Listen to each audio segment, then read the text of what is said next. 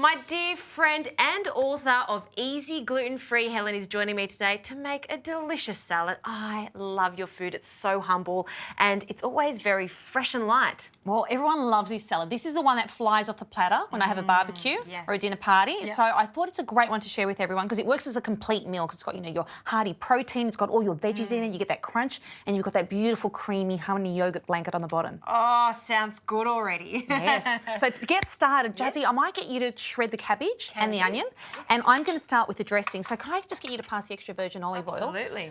We need to use a nice robust one for this. So with this salad, so we dress our quinoa salad with, you know, the veggies, and then we create a beautiful honey yogurt blanket on the base of the platter. Now, with creamy dressings, what I like to do is I like to actually present them on the bottom as a spread because I find with creamy dressings in salad, if you mix it all together, it can look like a bit of a mess. Yep, I agree. And we eat with our eyes. So I always like, you know, if it's a tahini dressing or a cream dressing, splatter it on the bottom and then it looks, you know, like a beautiful restaurant dish. So we've got our olive oil in here.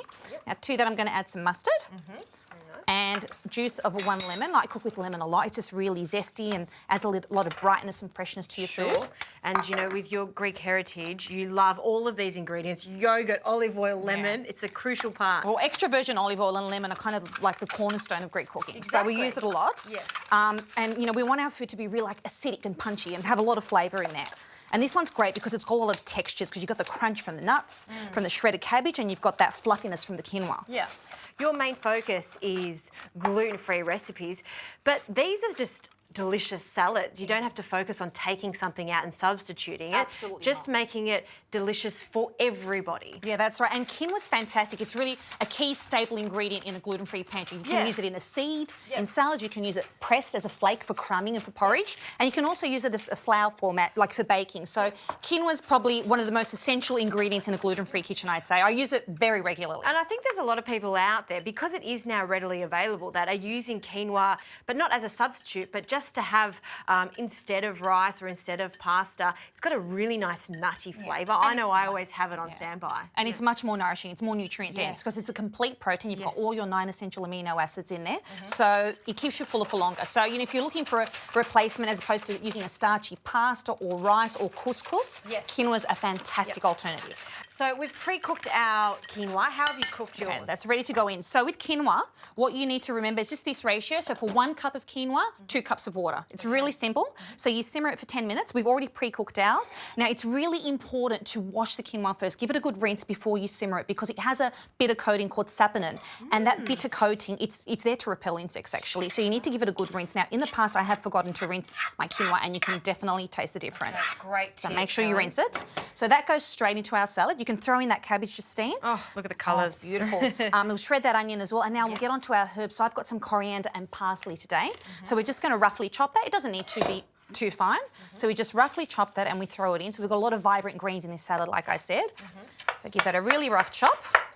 So you've got beautiful salad recipes in your new book. What else can we look forward to seeing in there? So like I've covered the whole spectrum in this book. So I've got beautiful salads. I've got midweek express dinners, like when you've only got 10 minutes to get a quick pasta on the table. But I've also got like slow Sunday braises, like a long roast for Sundays. But all the recipes are easy, achievable and delicious. So the book's called Easy Gluten Free because it's all about easy cooking. Everyone's time poor. We don't have hours and hours to sit over the stovetop. So I wanted this to be a really practical family cookbook. And what better person to do this? I mean, you have 3 kids, growing kids that are hungry, and you don't have time. No, I don't. And, you know, I need to get dinner on the table quickly before, you know, someone puts their head in the microwave, Justine. So we add our toasted pumpkin seeds now, so that's going to add beautiful crunch. Now, if you don't have pumpkin seeds, you can use linseed. You can substitute other seeds in here. Even almonds are great.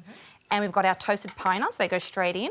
And what I love about this salad is the currants. So currants, they're just like little bursts of sweetness in the salad. And it balances all the other ingredients. If you don't have currants, again, you could use raisins. So, you know, make this salad your own. Like, it's really versatile. You can play around with the ingredients. So I'm just going to use my hands here. They are clean. I'm going to give it a good toss.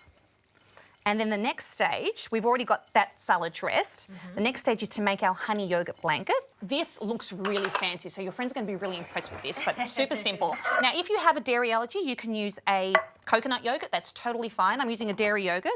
So we're just going to mix this in a bowl with a little bit of honey. Now, again, if you want to make this vegan, you can use a maple syrup, because vegans don't eat honey, so you can use a maple syrup. It's got so many different alternatives. This is good. Yeah, well, you need to cater to everyone. Like, there's just a growing number of people following dairy-free diets, vegan diets. So, you know, I always try and offer alternatives in my recipes, and in the cookbook I do have that as well. I've got a lot of dairy-free recipes and vegan recipes just to cater to everyone. So we just give that a nice mix. Nothing better than yogurt and honey. It smells so good. Okay. And Justine, all we're going to do now is just smooth that onto our platter. And you can use a round platter here, but I like a rectangular one for this one. Yep. And we're just going to spread that out like a beautiful blanket, as we said. And all we do now is tip our salad. Oh, it's a bit heavy. So it is generous. We're abundant here. So just tip that out onto the blanket. Oh, look at that. And I like to pile it nice and high, Justine. Yep. And there we go. I love these simple salads. It's bright, it's happy, it's going to be yummy. Helen, thank you. Thank you.